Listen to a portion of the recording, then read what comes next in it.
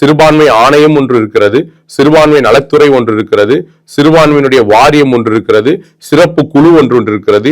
இத்தனையெல்லாம் அமைத்து கூட ஒரு தோல்வியை கண்டிருக்கிற இந்த அரசு பயந்து போய் இன்னைக்கு சிறுபான்மை மக்களுக்கு ஏதாவது செய்யணும் துடிக்கிறாங்க. ஆனால் அதிமுக கூட்டணியும் பிஜேபி கூட்டணியும் அப்படி கிடையாது.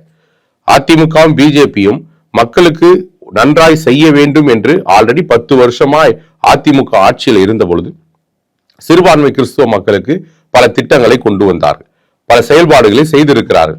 அதை இன்றைக்கு நாங்கள் எடுத்து சொல்வதற்காக வலுவாக இன்றைக்கு அதிமுக கூட்டணியில் நின்று என்னை போல பேராயர்கள், என்னோடு கூட இருக்கிற தமிழ்நாடு ஒருங்கிணைந்த கிறிஸ்துவ கூட்டமைப்புல பயணிக்கிற மூத்த தலைவர் எல்லாம் இன்றைக்கு தமிழகம் முழுவதும் நாங்கள் பேசிக் கொண்டிருக்கிற ஒரே காரணம் என்னவென்றால், அம்மையார் ஜெயலலிதா அவர்கள் மறைந்த பிறகு கூட அண்ணன் எடப்பாடியார் பொதுச் செயலாளராக 4 ஆண்டு 2 மாதம் அவர் ஆட்சியில இருந்த பொழுது கூட சிறுபான்மை மக்களுடைய கண்ணீரை துடைத்து உடனடியாக அவருடைய கோரிக்கையை நிறைவேற்றி அவர் எங்கெங்கெல்லாம் பிரச்சனை வருகிறதோ, ஒருவேளை பாரதிய ஜனதா நண்பர்களாலும் அல்லது பாரதிய கட்சியை சேர்ந்த பல்வேறு பிரிவுகள் இருக்கக்கூடிய மக்களாலும் எங்கெல்லாம் சபைக்கு நெருக்கங்கள், பிரச்சனைகள், இடையூறுகள் வருகிறதோ உடனடியாக தலையிட்டு செய்யக்கூடியது.